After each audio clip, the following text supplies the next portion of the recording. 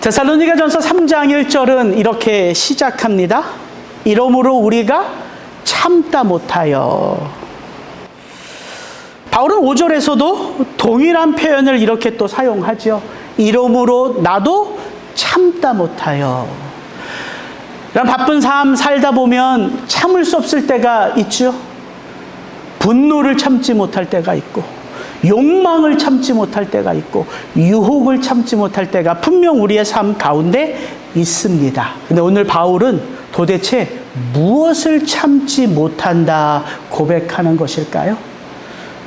그들이 떠나온 바로 그곳 데살로니가 성도들에 대한 궁금함을 바울은 참지 못한다 고백합니다. 이제 막 세워져 뿌리를 깊이 내려야 하는 그 교회인데, 그 교회가 큰 핍박 속에, 어려움 속에 있다는 소식을 들으니까 바울은 궁금해서 견딜 수가 없는 거예요. 바울은 급하게 데살로니가를 떠나 베레아로, 아덴으로, 고린도로 계속해서 하나님의 복음을 전하며 그 숨가쁜 전도 여행을 계속하고 있어요. 그런데 그의 마음속에는 데살로니가 교회가 있다. 왜? 그 교회는 너무나도 연약한 교회니까. 바울이 길게 있어야 6개월 거기에 머물렀고, 이 편지를 쓸 때를 다 시간을 포함해도 채 1년이 안 되는 교회입니다. 그래서 바울은 우리가 지난주에 살펴봤던 그 대목 가운데 나누진 않았지만 그 데살로니가 교회 성도들에게 바울 자신의 마음을 이렇게 고백해요. 형제들아, 우리가 잠시 너희를 떠난 것은 얼굴이요 마음은 아니니 너희 얼굴 보기를 열정으로 더욱 힘썼노라. 그러므로 나 바울은 한 번, 두 번 너희에게 가고자 하였으나 사탄이 우리를 막았도다. 내 몸은 지금 베레아에 있고, 내 몸은 지금 아덴에 있고, 내 몸은 지금 고린도에 있지만 내 마음은 어디에 있다? 너희 가운데 있다. 그래서 내가 한 번, 두 번 갈 계획을 세웠으나 누가 우리의 길을 막았다? 사탄이 막았다. 바울은 이걸 변명하는 게 아닙니다. 그냥 사탄 마귀 얘기하면 어느 정도 넘어가니까 하는 소리가 아니에요. 왜냐하면 5절에도 보면 그래 이렇게 고백합니다. 이는 혹 시험하는 자가 너희를 시험하여 우리 수고를 헛되게 할까 함이니. 바울은 삶을 단순하게 나와 너, 나와 하나님의 관계로만 보지 않습니다. 바울은 정확하게 이 세상을 파악하고 있지요. 바울은 지금 시간이 없어 데살로니가에 못 간 게 아닙니다. 바울은 여행 경비가 부족해서 데살로니가에 못 간 게 아니에요. 가고 싶어도 가지 못하도록 그의 걸음을 막는 사탄의 세력이 있기 때문이라 고백합니다. 아무리 수고하고 애써도 우리의 삶 속에 누가 우리의 삶을 주목해서 본다고요? 열매 맺지 못하도록 사탄 마귀가. 바울만 세상을 그런 관점으로 본 게 아닙니다. 사도들도 그렇게 봤어요. 그래서 사도 베드로가 말하는 거 아닙니까? 사탄 마귀가 무엇처럼? 우는 사자처럼 삼킬 자를 찾느니라. 여러분, 그게 인생인 것이지요. 사탄 마귀는요, 이렇게 제 설교 원고에만 존재하는 세력이 아닙니다. 그렇다고 해서 또 무조건 사탄 마귀를 과장할 필요도 없어요. 옛날에 저 이런 설교 참 많이 들었습니다. 졸음 마귀, 감기 마귀, 음란 마귀, 모든 게 다 마귀야, 마귀. 그것도 좀 문제 같아요. 그러나 사탄 마귀를 우리의 이성으로 다 설명할 수 없다고 해서 그 세력을 간과하는 것도 문제인 거죠. 여러분, 신앙이란 보이는 세계를 파악하는 능력이 아닙니다. 보이지 않는 영의 세계를 더 깊이 파악하고 깨닫고 알아가는 것이 신앙이에요. 그래서 영적 전쟁이라 표현하는 것 아닙니까? 그래서 사도 바울이 지금 그가 가고 싶은데 그의 길을 막는 이 사탄 마귀에 대하여 그가 어떤 삶을 우리에게 보여주는 줄을 아는 게 우리에게는 큰 도전이 됩니다. 바울은 무작정 하나님이 그 길을 열어주시도록 그 자리에 엎드려 기도만 한 게 아니에요. 여러분, 기도란 신비스러운 하나님의 능력이죠. 그래서 기도하면 기다려야 돼요. 그러나 기도는 꼭 기다림만을 의미하는 것은 아니지요. 하나님의 마음이 데살로니가에 있다면, 내가 가지 못하면 내 주변에 나를 대신하여 갈 사람이 있는지를 찾는 것도 기도의 은혜인 거예요. 그래서 바울은 그의 영적인 아들 디모데를 그렇게 데살로니가로 보낸 것입니다. 그러면서 이 편지에서 왜 내가 디모데를 너희에게 보냈는지 그 이유에 대하여 정확하게 이야기합니다. 그게 3장 2절 3절인데 요거 같이 한번 읽습니다. 우리 형제 곧 그리스도의 복음을 전하는 하나님의 일꾼인 디모데를 보내노니 이는 너희를 굳건하게 하고 너희 믿음에 대하여 위로함으로 아무도 이 여러 환난 중에 흔들리지 않게 하려 함이라. 우리가 이것을 위하여 세움받은 줄을 너희가 친히 알리라. 이는 이 환난 중에 너희를 굳건하게 하고 흔들리지 않도록 너희의 믿음을 위로함이라. 여러분, 이 표현을 꼭 기억하십시오. 이게 이 세상 가운데 교회가 존재하는 이유예요. 왜 교회가 고난 가운데 존재합니까? 그런데 왜 우리는 교회라는 이름으로 이렇게 함께 존재할까요? 홀로 싸우는 싸움이 아니라는 거예요. 아니라는 거예요. 혹시 우리 가운데 이런 분들이 있습니까? 목사님, 저는 혼자서도 모든 걸 너무 잘합니다. 저에게는 위기대처 능력도 있고 혼자 기도할 수 있고 혼자 말씀 볼 수 있고 이렇게 주일마다 이렇게 우리가 함께 모여 예배하는데 굳이 다른 사람에게 내 어려움을 쉐어하고 도움을 요청한다? 아니요, 그럴 필요 없습니다. 뭘 그렇게 사람들을 귀찮게 해요. 정 필요하면 제가 기도하면 되지요. 혹시 이런 마음 갖고 계신 분이 있다면 아직도 고난의 쓴맛을 본 적이 없다. 여러분, 갑작스럽게 닥치는 고난은요, 왜 고난이라 말하냐면요, 그 고난이 밀려오면 내가 도대체 뭘 할 수 있을지를 모르는 게 고난이에요. 내 눈앞이 까맣게 덮입니다. 어디서부터 내가 어떤 것을 해야 되는지를 몰라요. 어떻게 기도해야 되고 어디서부터 시작해야 되고 이 영적 전쟁을 누구를 의지하여 무엇을 해야 되는지를 몰라요. 여러분, 그래서 정신줄을 놓게 되고 그러다 보니까 삶의 균형이 깨지고 그러다 보니까 모든 관계가 다 엉망이 되는 거예요. 여러분, 이게 고난이에요. 아니, 우리 마음이 철렁 내려앉아서 마음을 지키지 못하는데 어떻게 일을 수습해서 해나가요? 그래서 교회는 결코 홀로 존재할 수 없습니다. 교회에 어른이 필요한 이유가 뭐예요?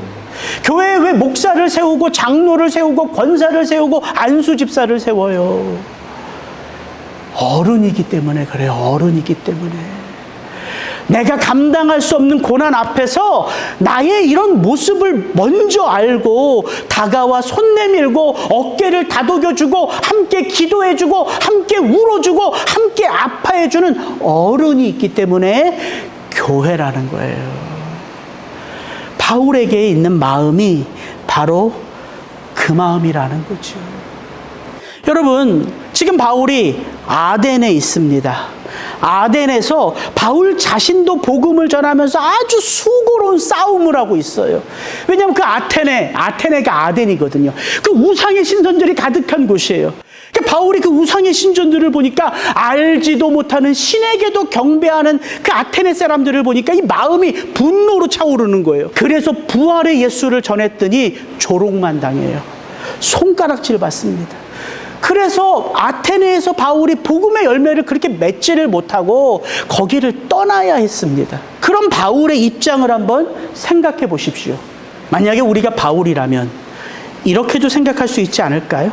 그래, 내가 데살로니가에서 정말 온 힘을 다하여 섬겼기 때문에 하나님이 그런 우리들의 수고를 아셨기에 그 데살로니가에 교회를 세우셨고, 물론 우리가 그곳을 갑자기 떠난 것은 안타깝지만, 그래, 그 교회의 머리는 누구시다?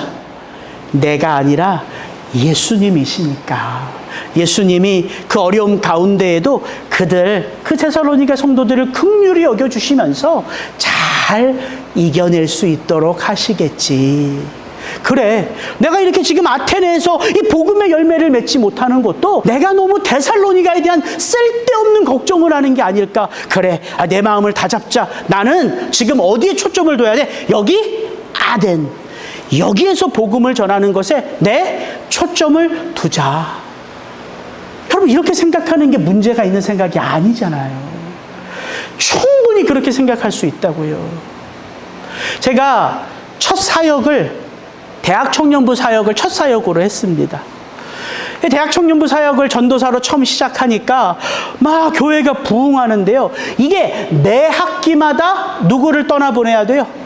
졸업하는 학생들, 취업하는 청년들을 계속 떠나보내야 되는 거예요. 그리고 매 학기마다 또 누가 와요? 새롭게 입학하는 학생들, 새롭게 직장을 가진 청년들이 또 매 학기마다 들어와요. 이거를 다 추스리는 게요, 보통 힘든 게 아니에요. 그래서 제가 딱 아예 신앙관을 못 박았습니다.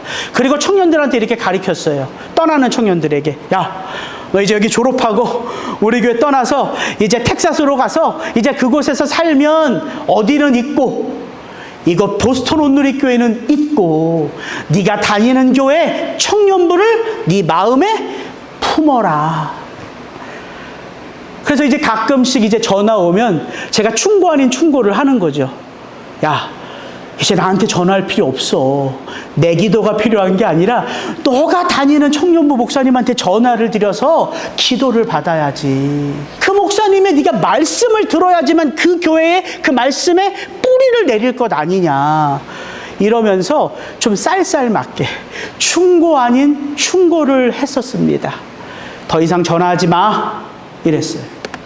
그리고 제가 그런 제 모습이 잘못됐다 생각하지 않았습니다. 맞잖아요. 여기 교회를 떠났으면 다니는 교회에 마음을 둬야지 뿌리를 내리죠. 그런데 그런 제 목회관이 뉴비전 교회를 떠나 리사운드 교회를 섬기다 보니까 제 목회관이 바뀌더라고요. 교회는 그런 게 아닙니다. 성도는 그런 게 아니에요. 여러분 보셨죠? 제가 떠나온 뉴비전 교회 청년들이, 뉴비전 교회 성도님들이 이 교회에 얼마나 많이 방문했습니까? 코로나 전에는 매년 12월이 되면 목사님과 함께 한 해를 마무리하고 한 해를 시작하고자 여기 와서 예배드렸던 청년들 기억하시죠? 얼마나 많은 청년들이, 얼마나 많은 성도님들이 이제 목사님 시작하는 리사운드 교회가 이제 잘 뿌리를 내려 세워져 가도록 물질로, 기도로 중보하며 섬겨줬습니까?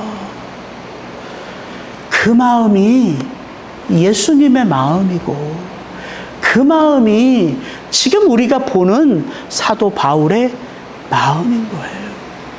여러분, 사랑이요, 시간과 장소가 바뀌어지면 사랑은 사라졌다가 다시 생기고 하는 것입니까? 사랑은 그렇게 장소를 옮기면 물 두부 베듯이 다 끌어내는 게 사랑입니까?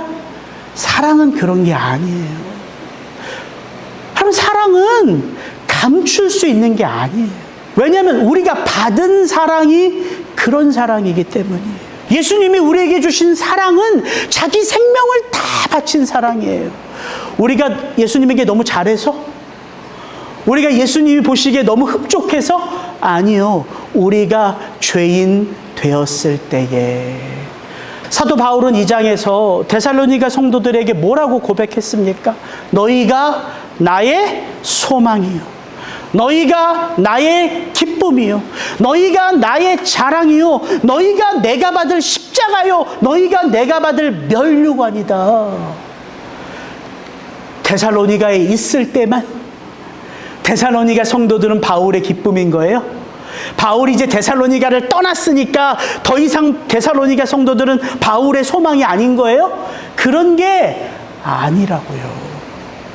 사랑은 그런 게 아니라고요.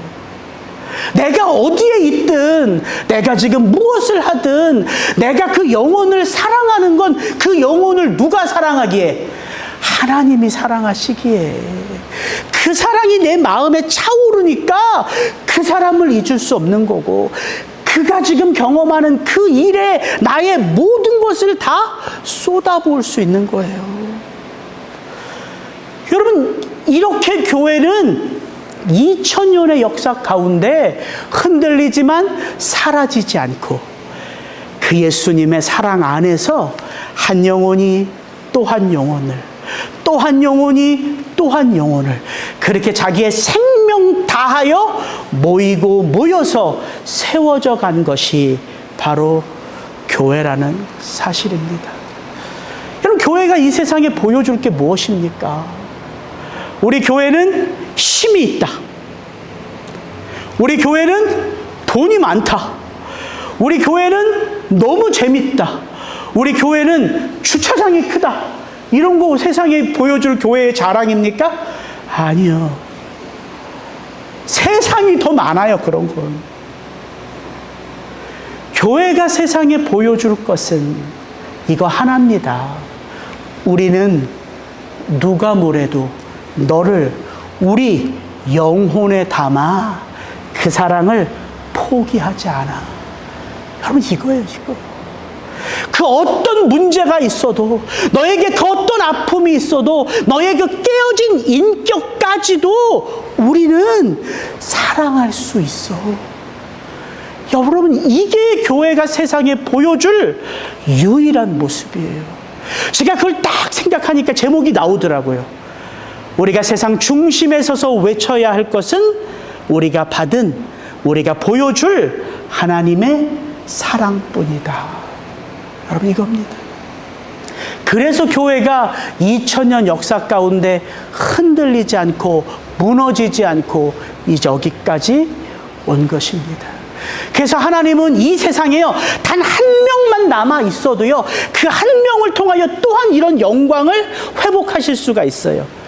그 한 명이 누구라면 하나님의 그 사랑을 온전히 체험하고 내가 이 땅에 존재하는 이유는 그 사랑을 전하는 것이다. 이 마음을 깨달은 영혼 하나만 있으면 교회는 다시 또 하나님의 영광을 세상 가운데 드러내며 세워져 갈 수 있다는 것이지.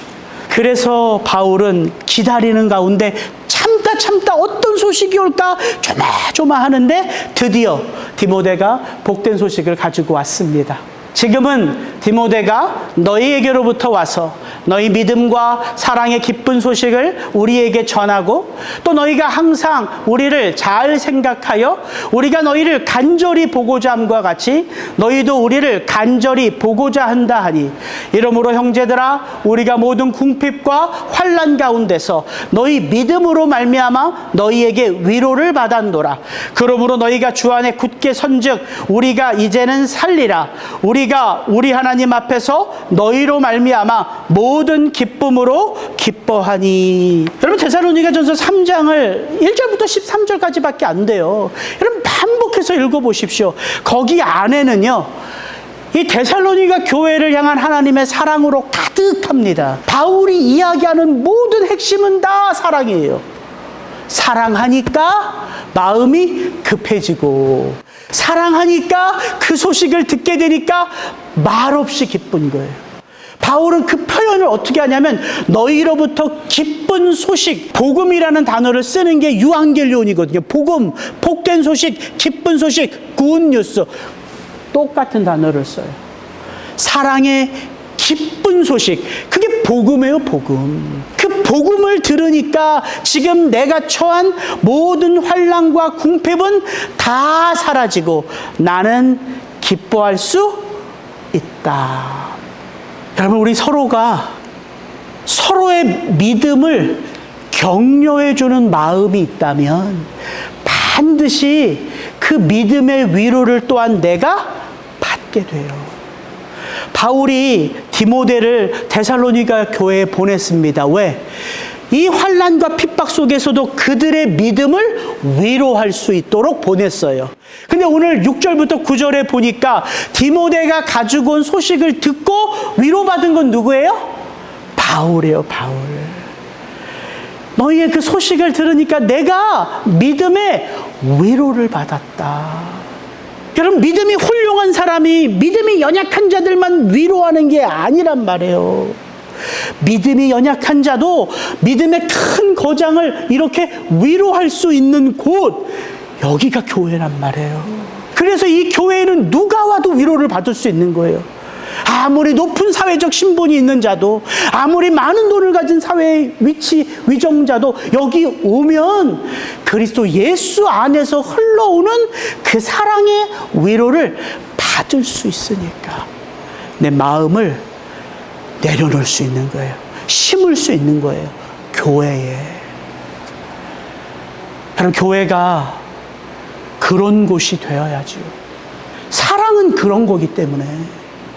사랑은 보면 안 봐도 되는 게 아니라 보면 더 보고 싶고, 만나면 또 만나고 싶고.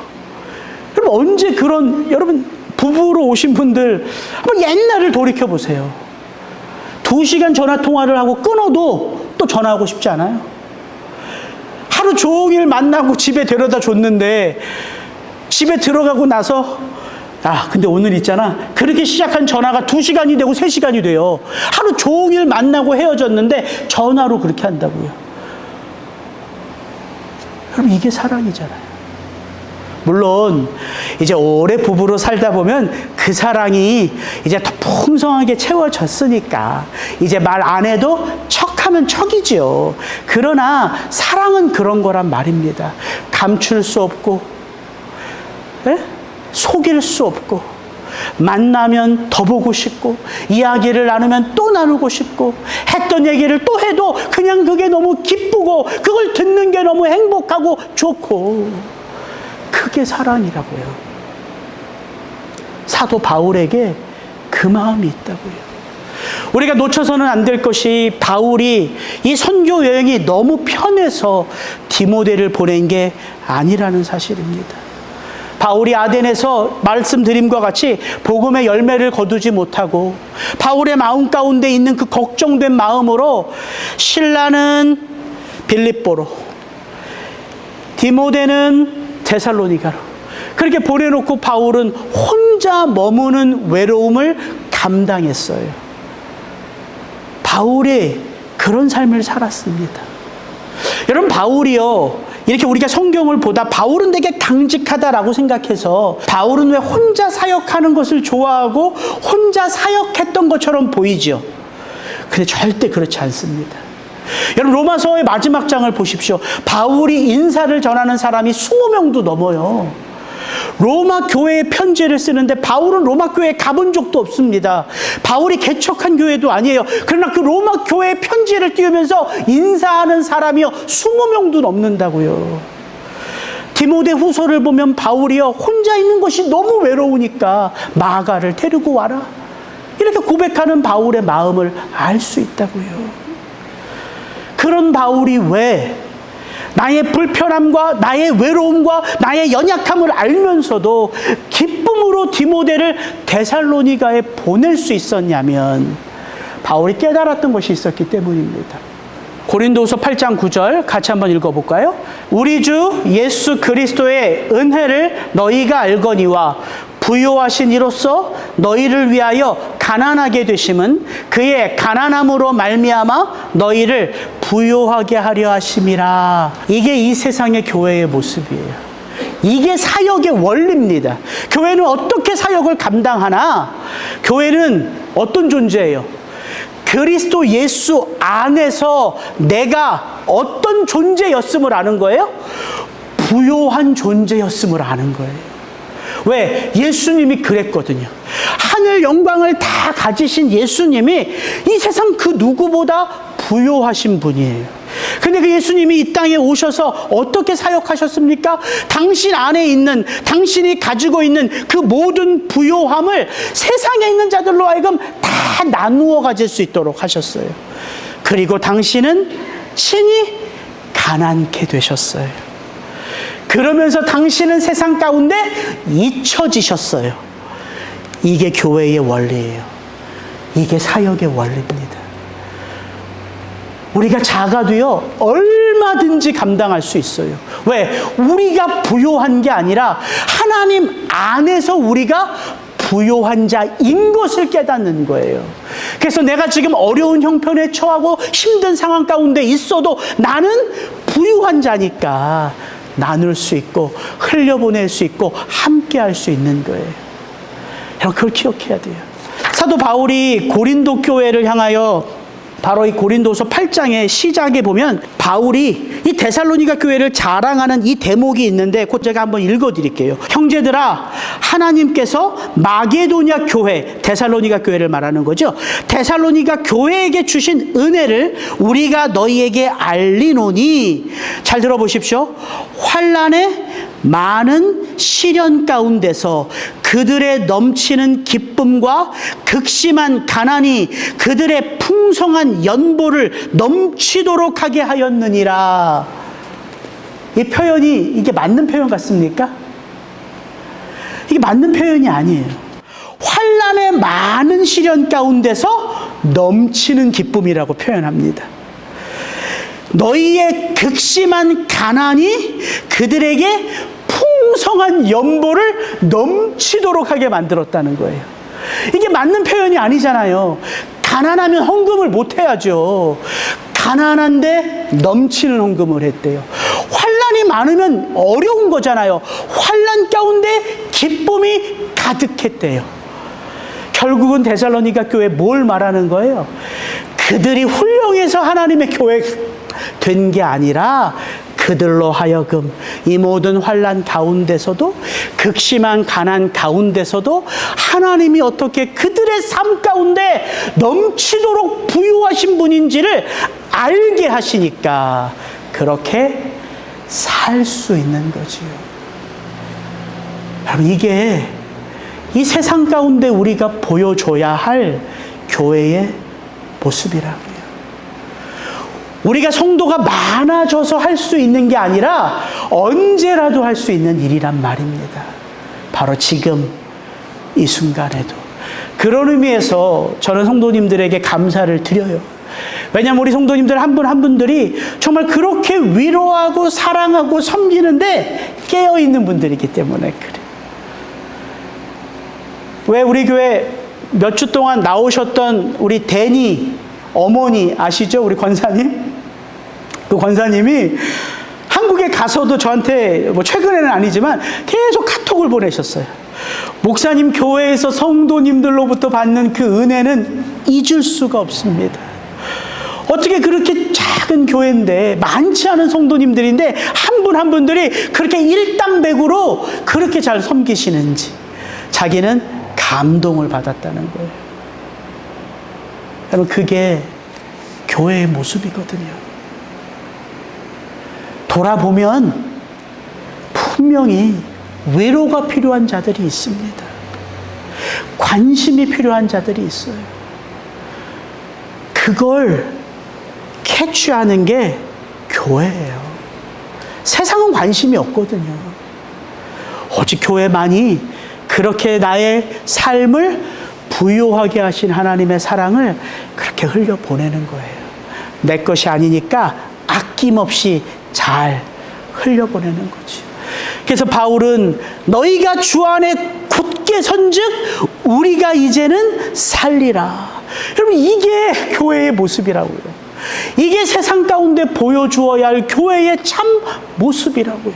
교회가 그것 때문에 세상에 존재하는 거예요. 하나님이 우리를 부요하게 하신 이유가 거기에 있는 것이죠. 바울은 그렇게 데살로니가로부터 온 그 기쁨의 소식을 가지고 이제 데살로니가 성도를 향한 기도로 3장을 마무리합니다. 같이 한번 읽어보겠습니다. 시작. 주야로 심히 간구함은 너희 얼굴을 보고 너희 믿음이 부족한 것을 보충하게 하려 함이라. 하나님 우리 아버지와 우리 주 예수는 우리 길을 너희에게로 갈 수 있게 하시오며 또 주께서 우리가 너희를 사랑함과 같이 너희도 피차간과 모든 사람에 대한 사랑이 더욱 많아 넘치게 하사 너희 마음을 굳건하게 하시고 우리 주 예수께서 그의 모든 성도와 함께 강림하실 때에 하나님 우리 아버지 앞에서 거룩함에 흠이 없게 하시기를 원하노라. 여러분, 바울이 뭘 기도합니까? 그 그렇게 데살로니가 교회 소식을 알고 싶었던 바울이 어떤 소식을 들었어요? 바울 목사님, 디모데가 와서 전하는 거예요. 걱정하지 않으셔도 됩니다. 데살로니가 교회는요, 그 어떤 교회보다 믿음의 깊이 뿌리를 내려 그 어려운 환난을 믿음 안에서 잘 견디고 있습니다. 오히려 목사님, 데살로니가 교회 소문이요, 아가야와 고린도에 쫙 퍼졌습니다. 안심하십시오. 이걸 전해준 거예요, 디모데가.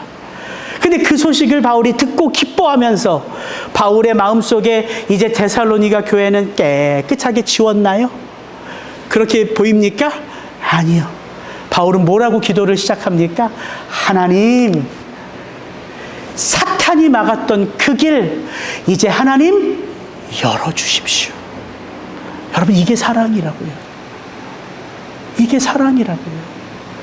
그 교회가 믿음 안에 잘 서 있는데 그래도 가보고 싶은 거예요. 왜? 가서 전할 복음의 역사가 여전히 있기 때문입니다. 그래서 이 땅의 교회는 완전하지 않은 거예요.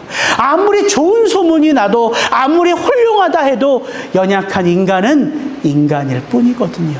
그래서 우리가 복음을 계속해서 은혜 가운데 듣고 새기고 살아내야 하는 거예요. 그러면서 바울의 이 기도 하나가 제 마음에 깊이 와닿더라고요. 바로 이 부분. 우리가 너희를 사랑함과 같이 너희도 피차간과 모든 사람에 대한 사랑이 더욱 많아 넘치게 하사 너희 마음을 굳건하게 하시고, 하나님을 향한 사랑, 그리고 우리 성도 서로를 향한 사랑, 그리고 세상 이웃을 향한 사랑, 거기에는 만족함이 있다 없다? 없다. 이것 하나를 여러분 마음에 깊이 새기고 가십시오.